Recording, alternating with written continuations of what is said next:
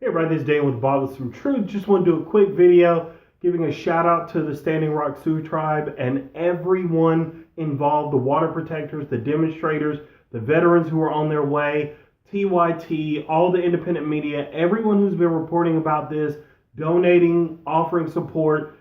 Congratulations. This is a small victory in the larger battle that you have to continue to fight, but great job. So if you haven't heard, the feds deny permit for the Dakota Access Pipeline. So the people who were building the pipeline were at the last stretch with the Missouri River and just wanted to build under it to finish the pipeline. President Obama, the Army Corps of Engineers, everyone had been reviewing it and had been silent while water protectors were being attacked and brutalized and beaten on their land by the police, security, and everyone affiliated with the oil companies and the state to ensure that the pipeline would go through. Well, they have been protesting, they have been resisting, and it has worked. So that permit has been denied. This was a day before the deadline by the Army Corps of Engineers, saying that the protesters were going to have to leave their area, leave their camps. So congratulations to everyone involved. Now, with that being said, I got to add a few opinions on this because I think there's more to it.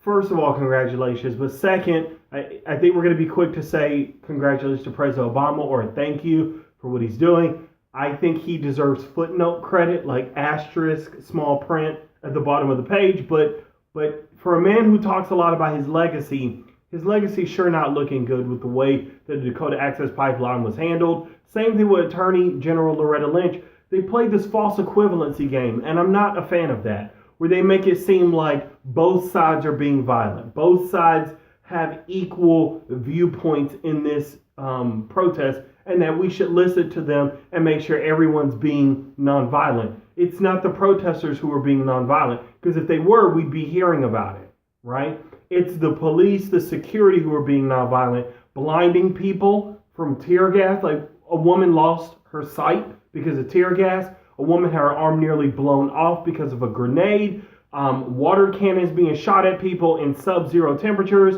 all because of the pursuit of profit. In an age where we should be looking to make money from green energies and not our continuance on oil. We should be phasing that out anyway, but who cares about the future?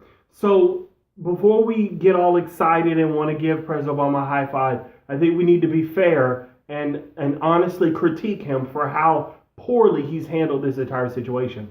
Number two, just want to add the veterans were about to land there, if they're not already there, at the Dakota Pipeline to offer support to the Standing Rock tribe. I find it interesting that right when the veterans were about to show up, all of a sudden we've denied the permit.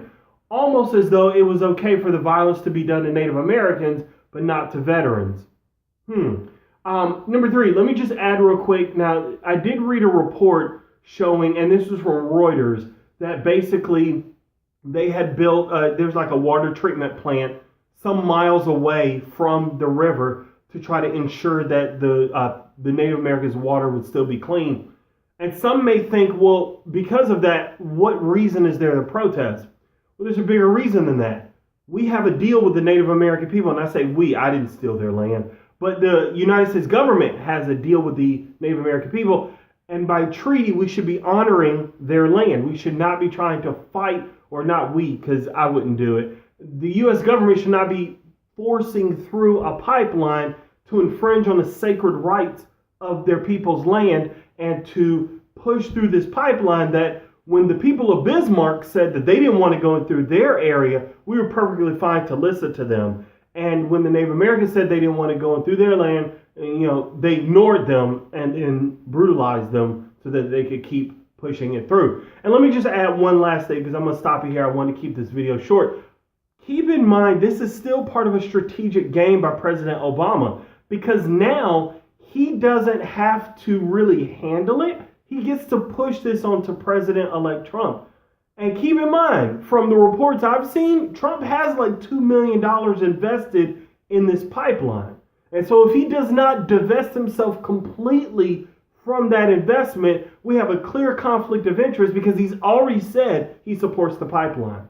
Okay, he's donated not only to the builders of the pipeline, Energy Transfer Partners, but also to Phillips 66, the oil who has like 25% of the oil going through the pipeline, but also the head of Energy Transfer Partners who has built the pipeline has said that I think he said he invested in President Trump, his campaign, but they're confident that President Trump is going to support them. So all this really seems to me is a punt, football analogy today, Sunday. He's just punting it down the field. And it seems to me like he's putting this in President Trump's hands because he doesn't want to deal with this completely. Because other areas in the United States, he has labeled them, President Obama, he's labeled them historical and they can't be touched. Ironically, he hasn't done that with this pipeline. It's almost like the banks and those who invested in his campaign are some of the same banks and individuals who donated, who have invested in this pipeline, and it's like he doesn't want to upset them or something. But I'm sure that's going to sound like a conspiracy theorist thing until you realize that it is very, very likely to be the case. So I just wanted to do this quick video, give you some information on it. I'll include some links so you could read up on it. This is going to be talked about by the mainstream media, I'm sure, tomorrow because they're late on everything. They haven't even really covered this over in North Dakota. They don't even send people and they have the resources. But shout out to all the independent media who has been talking about this, everyone who's been sharing information, who's been speaking up and speaking out. Let's continue to keep our eyes on this, and let's hope now maybe we can get clean water in Flint, Michigan. This has been Daniel, and I will talk to you next.